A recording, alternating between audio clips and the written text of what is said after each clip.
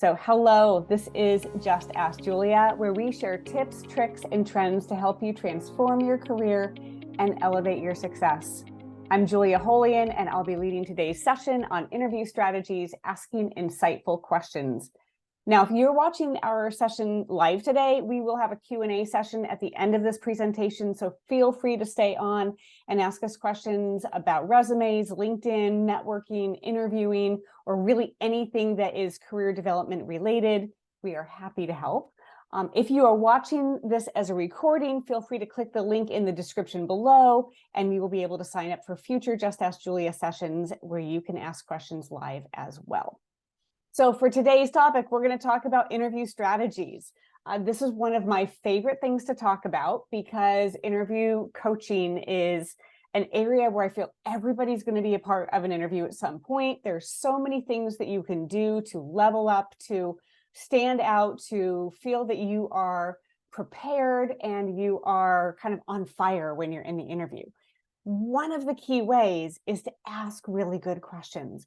I noticed that most people, when they are preparing for an interview, they prepare for the questions that they're going to get asked and how to answer them. And as well, everybody should.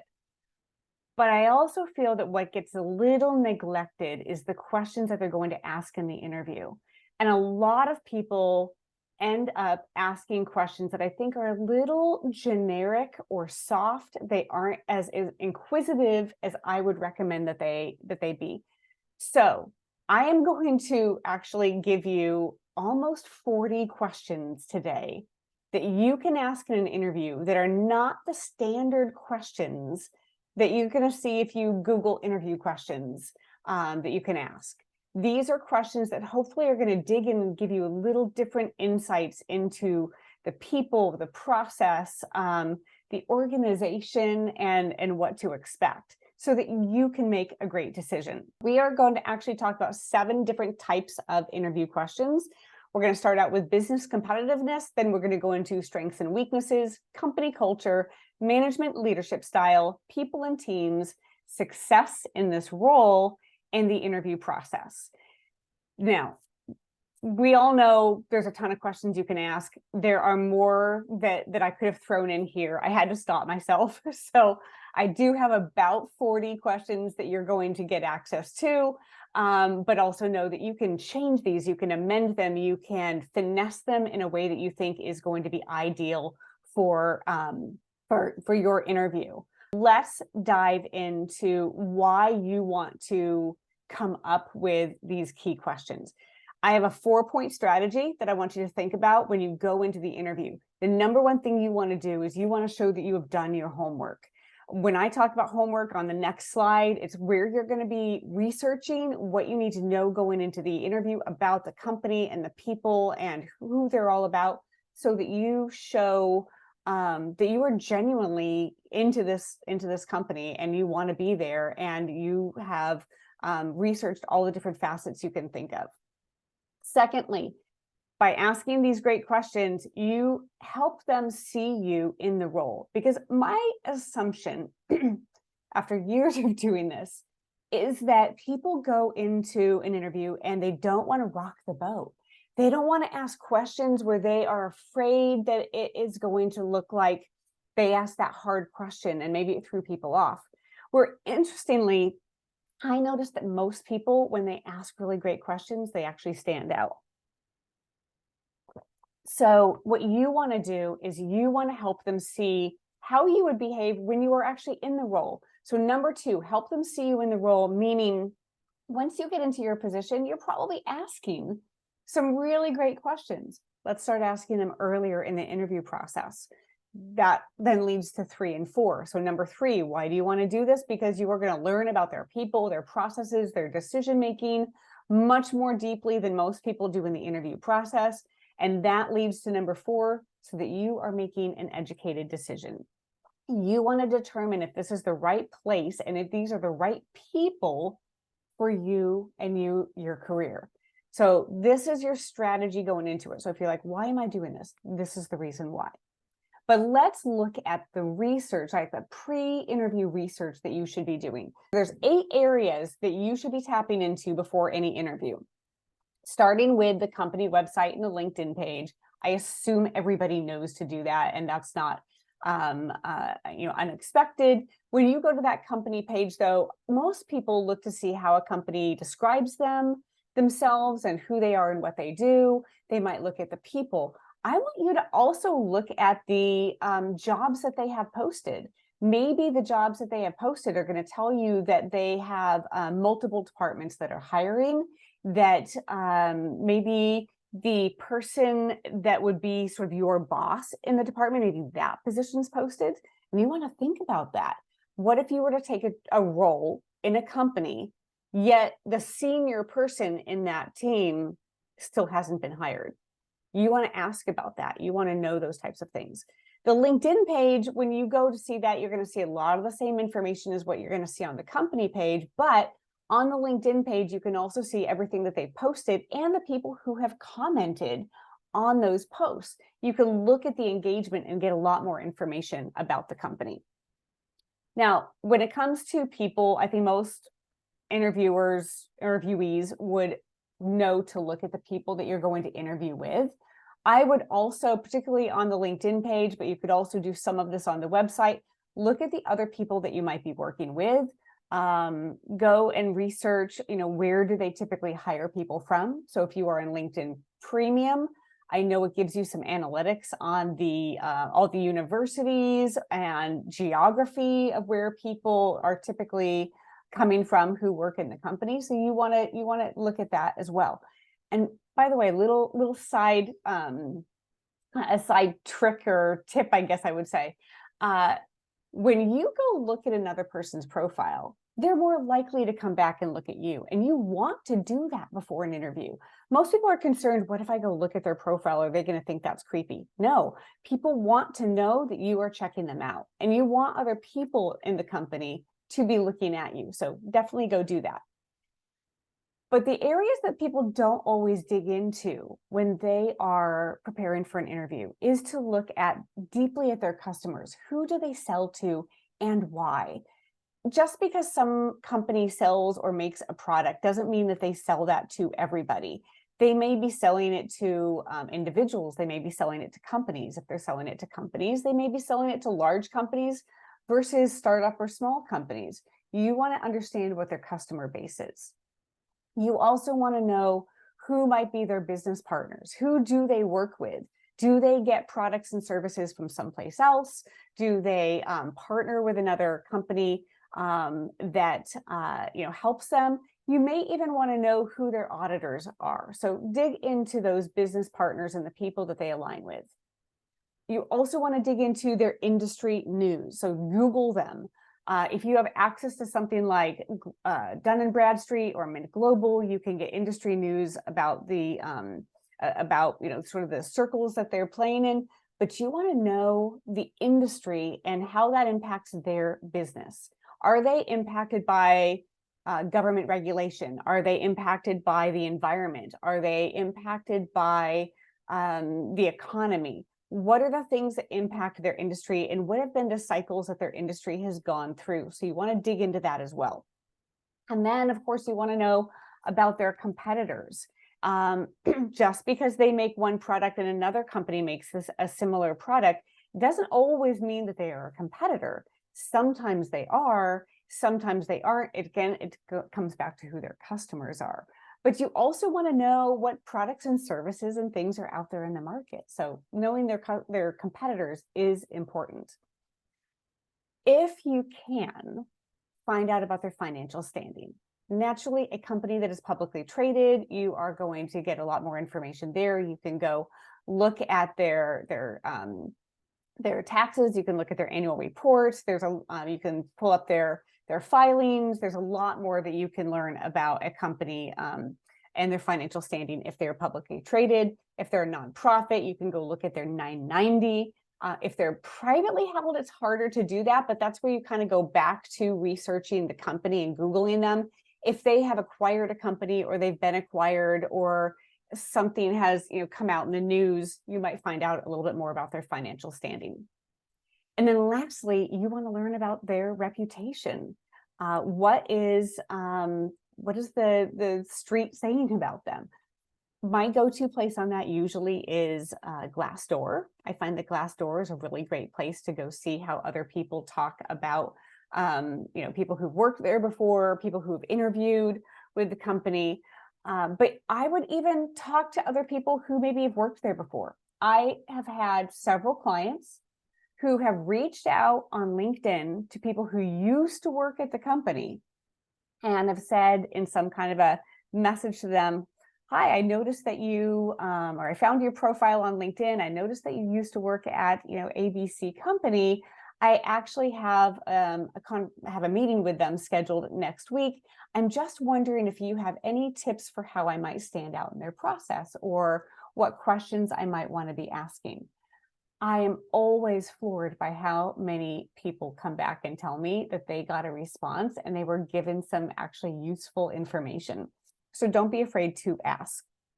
So these 8 areas are really important for you to think of when you are researching for the company before an interview. What we're going to do now is we're actually going to go into those 7 types of interview sections. So we're going to start out with business competitiveness. Let me preface this and say, of all these slides we're going to go through, I wish I could deep dive into every question, but what I want to show you is how these questions are a little unique from the general questions that you see and how they can glean new information for you in the interview. So if we're talking about business competitiveness, you might ask, how is your company positioning itself against or alongside X? That might be about the actual competition. That might be about other things that are happening in their industry. You might ask, of the products you've launched since, and give some kind of a date that shows that you've done your homework, which are you most proud of and why? Get them talking about their products, get them talking about their business and what it is that they like about it. What factors will have the greatest impact on your projections for this year?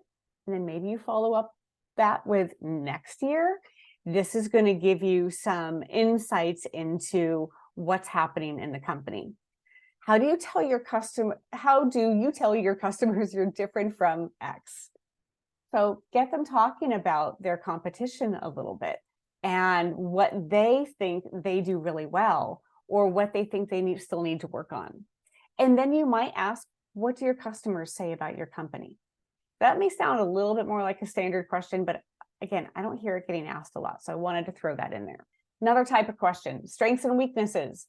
If you were to do a SWOT analysis on X, meaning like the department or a product or a process, what would I uncover? So if you don't know what a SWOT analysis is, it's strengths, weaknesses, opportunities, and I'm going to blank for a second here. I'm blanking on the T. Anyway, you can look it up. But what would you uncover if you were to do a SWOT analysis inside of the company? So I would definitely check that out with the person that you're talking to, because this can tell you about how a team is performing. It can tell you about how something that they are launching and how well it is doing. So a great question to ask. The next question might be a little bit more of a standard type of a question, but I think it's a very insightful one. If you could invest $1 million into the company, where would you apply it? Now, I think executives ask this question more, and they might not even use just $1 million. They might put a different number out there. But if you are even 25 years old and you're early in your career, this is a great question to ask to understand how the company plans to evolve and what they would like to work on. You could ask, what is the company's financial outlook for the coming year? Great to get more insight into that. Knowing your industry is greatly affected by, and again, this is where you've done your research. You already know the answer to this a little bit of what they're affected by. It could be the economy, it could be legislation, it could be regulations, it could be a number of things. You might start that off and then say, what steps are you taking to protect the business? And then when was the last time your company had a multi-person layoff? What led to the layoffs? What departments were impacted? I love this question. Very, very few people take me up on asking this question because they're so afraid they're going to rock the boat. But you actually want to know if the company has had layoffs and get them talking about it. What led to that? There's nothing wrong with asking these types of questions. So this might be the one that you feel is uncomfortable, but it could actually give you a lot of great information. Company culture. I know a lot of people like to ask about company culture, but here are some questions that you might not have asked that will actually give you a lot of information. How does your company support family and working parents? That doesn't mean that you are disclosing whether you have a family, if if you're planning to start a family. It's really could be about maybe you are managing or you're working with a team and you want to know how different people with different sort of family situations are being supported without necessarily getting into the nitty-gritty of where you are. Because they can ask you that. If you don't know that, they can't ask you, are you married? Are you single? Do you have kids? Where do you live? They really can't ask you any of that. But you can ask some questions that kind of give you an idea as to how well supported you would be and how well supported your colleagues are. How is your company fostering diversity and belonging across the organization? A lot of companies talk about this. Getting insight into how much they actually buy into it and what they do with it can be very insightful for you, especially if you are somebody who feels that you might not be as widely represented at that company. How has the company changed since the height of the COVID-19 pandemic? I think this can give you a lot of insight about remote working, about how companies have supported the well-being of their employees. So there's a lot that hopefully you would learn with this type of a question. If you could incorporate something new to your company culture, what would it be?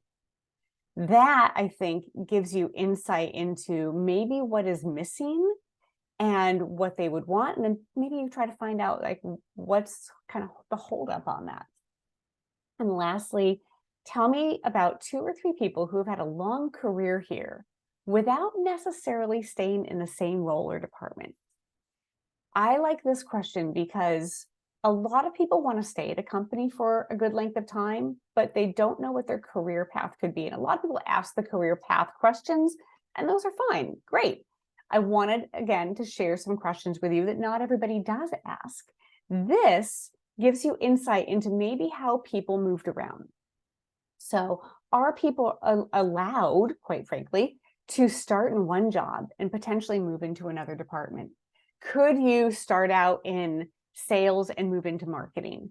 Could you start out in tax and move into FP&A? You want to find out if people move around within the company and if the company supports that or not. And this would give you some insight into that. Management and leadership style. I know a lot of people like to ask these questions. I want to do a little bit of a separation though. I don't always see management and leadership being the same. I think they get a little intertwined. I think management is really about how you manage people and process and operations. Leadership is a little bit more of the essence of the person.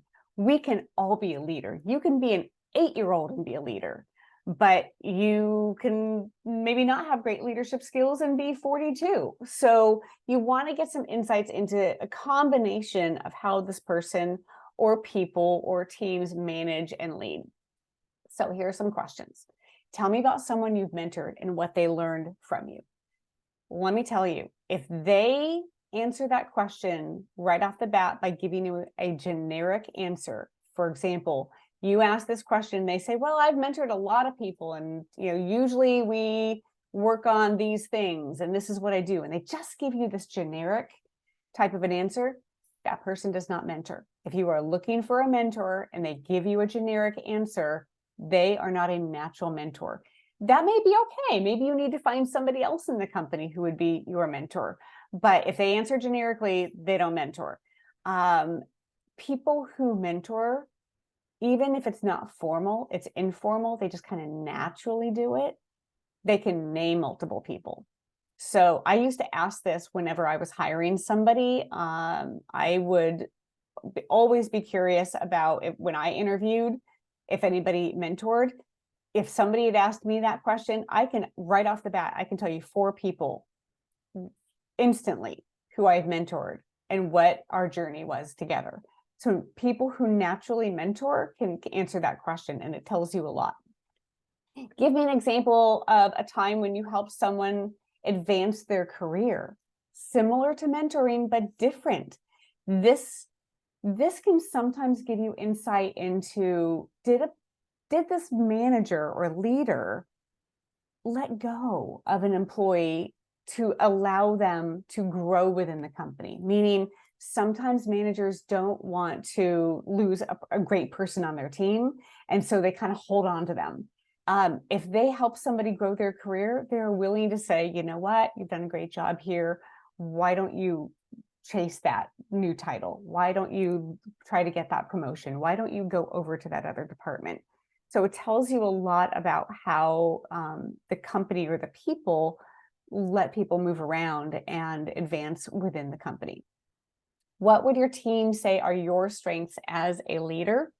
Just kind of nice insights into how they think people would talk about them. I would then, if you ask this question, I would go ask the people on the team, what would you say are so-and-so's strengths? See if they're in alignment. That can give you some great insight into their perceptions of themselves and what they think of each other. How do you share updates and key information with your team? Great for finding out how they communicate. Tell me about a time when you championed a person, process, or idea and how you advocated for them or it.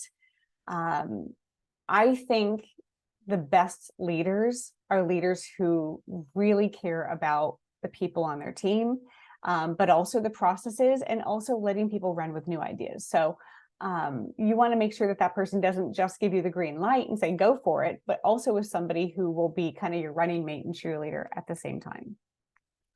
And then a unique question that I like, how do you approach driving change when you don't have the support you want or it makes you unpopular?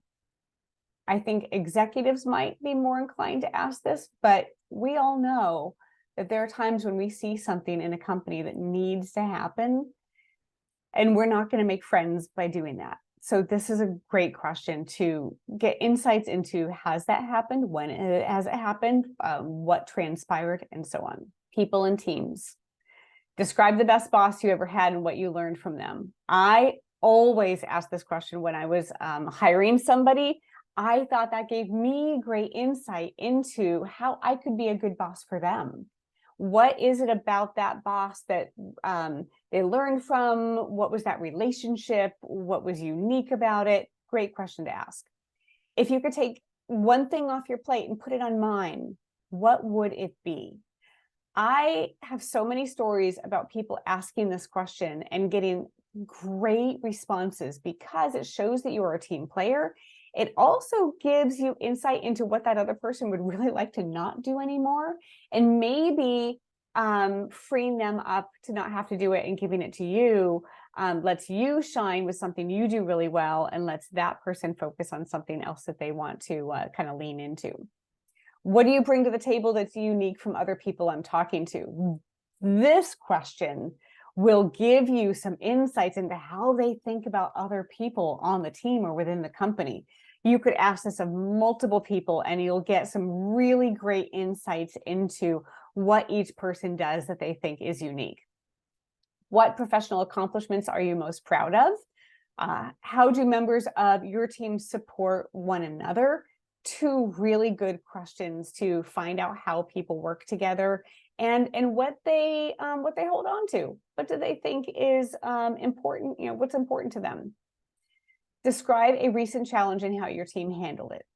This is probably one of the more general questions, but I still think it's a really good one, so I needed to weave it in here because you want to find out what challenges they have. What have been the biggest challenges for the team this past year and for the coming year? So a lot of people ask the first part of that, but they don't ask the second part of that. Like, what's in the future? What's going to be happening down the line? Success in the role. So what separates a top performer from an average performer on your team? You want to get insights into that. Who are the superstars? What has them standing out? These could be their technical expertise and knowledge, but it could also be just how they work within the team. Great question to ask. Is there an official or unofficial mentorship program to foster professional growth and development? This may not be an executive question, but this may be a great question for somebody earlier in their career to find out who are you going to be able to align yourself with so that you can achieve success. If we're sitting here a year from now celebrating what a great year it's been, what did we achieve together? This may be a question you ask later on in the interview process, but it's a great way of understanding what are they going to measure for you in your first year. What are some soft skills that would serve me well in this role? I think this is a top 5 question that you should ask, because we don't talk about the soft skills. We don't put it into this kind of context in an interview. But if you ask about this, you are going to find out the more of the dynamics of the team and what you need to be thoughtful about coming into this position.